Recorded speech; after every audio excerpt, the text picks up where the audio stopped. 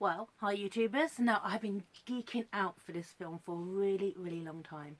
It is the Belko Experiment, written by James Gunn from Guardians of the Galaxy and Sliver and Super and Romeo and Juliet, and stars some of my favourite actors, especially Michael Rooker.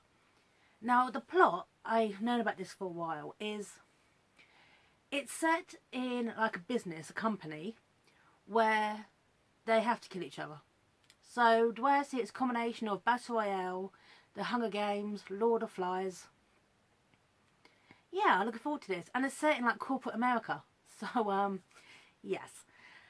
Also starring Michael Rooker, who I read this up on this. He's a maintenance man. And Sean Gunn, who is a cafeteria worker. Now, I'm a fangirl for Michael Rooker like you wouldn't believe.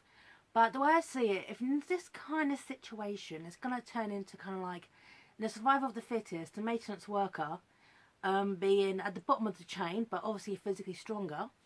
He's going to basically, he's going to go all out. Now, okay, speculations, okay, now obviously anyone can die in this film, but the way I see it, in a survival of the fittest, I will be on Michael Rooker's side in a heartbeat, and I think that the bottom of the chain is going to rise up against, well, corporate America has like a social hierarchy thing going on, I guess, between the white collar workers and the maintenance.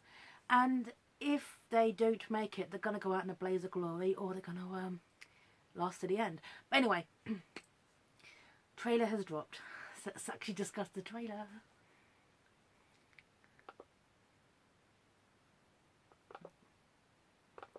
R-rated, good.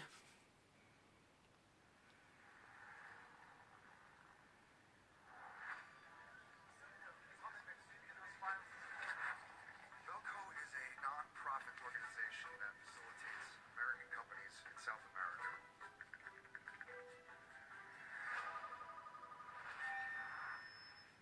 All employees, lend me your full attention. Hey, it's Jesus. Your chance of survival increases by following my orders. Your task is simply this. Kill 3 of your co-workers, or we will kill 6 others. Hey, all the lines are dead. We need to evacuate the floor. Hey, come on, it's a joke, man. Hey, listen up, everybody. Whoever's doing this, they're having a little fun at our expense. Whoa.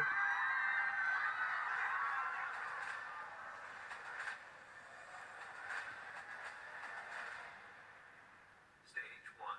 Commence. Like his head exploded from the inside. What? When we start working here, Dave, the tracers in the back of our heads. You must not remove the tag from your body.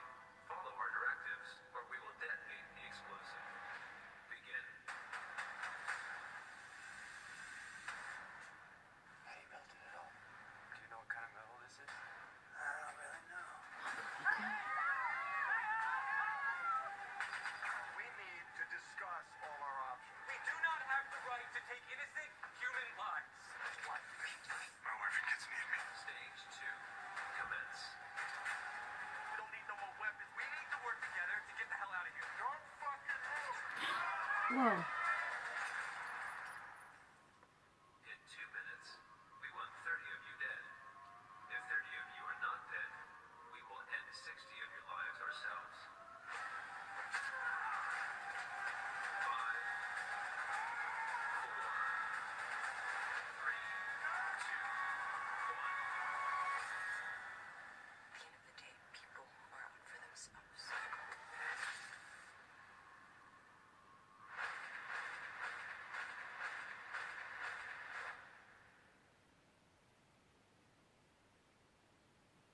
And Michael Rooker. Oh, I love that. He's now got to the point in his career that he's an and. And indicates the most famous person in the film, and it's Michael Rooker. Fangirl, okay? Okay. It's basically it's a skyscraper. It's an office in the middle of nowhere, which kind of heightens the isolation. It's not if they can call for help or signal to the neighbouring office for help. They are literally trapped. They are trapped, and everything's against them. The mention of South Africa. Now, South Africa's got a bit of a dubious history. There was the apartheid.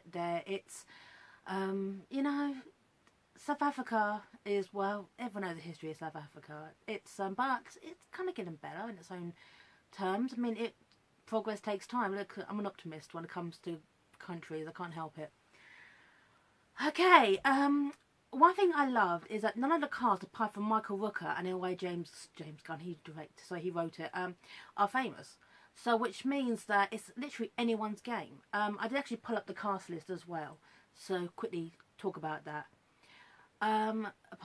But this looks really good. I like the fact it is so isolated, and also, I mean, when I first heard the premise, I was like, well, I've worked in places over the years where hey, I'm good for that, But at the end of the day, could you? I mean, these are your co-workers, these are your colleagues, these are your friends.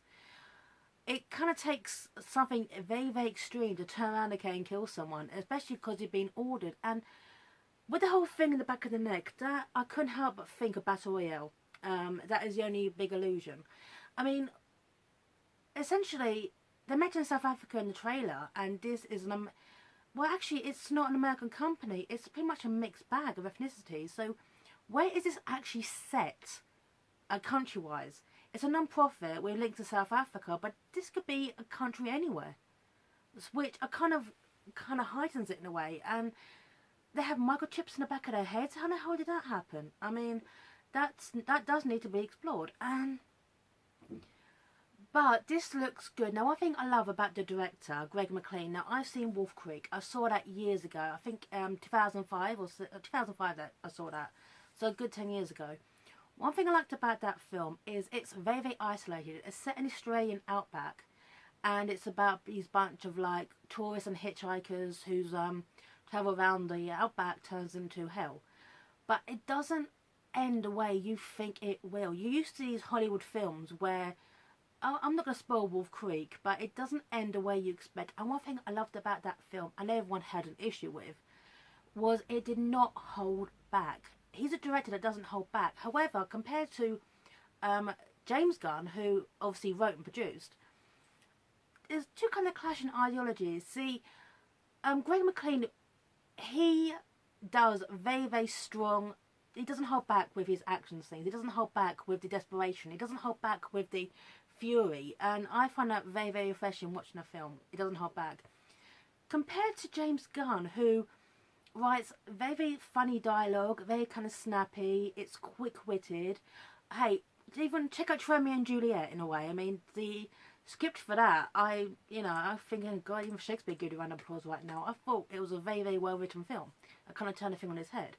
Watch Sliver, which makes you care about Grant being possessed by this alien. Watch, hey, everyone watch Guardians of the Galaxy. Just watch Guardians of the Galaxy. So these two contrasting ideologies in this film, I think, are going to make a fantastic film. So obviously, yes, I'm a fangirl, but I think this would be gritty, down to earth, but have some fantastic dialogue. And in a survival of the fittest, hey, who's going to win? Now, by having actors who aren't particularly that famous, if you will, there's no really big headers.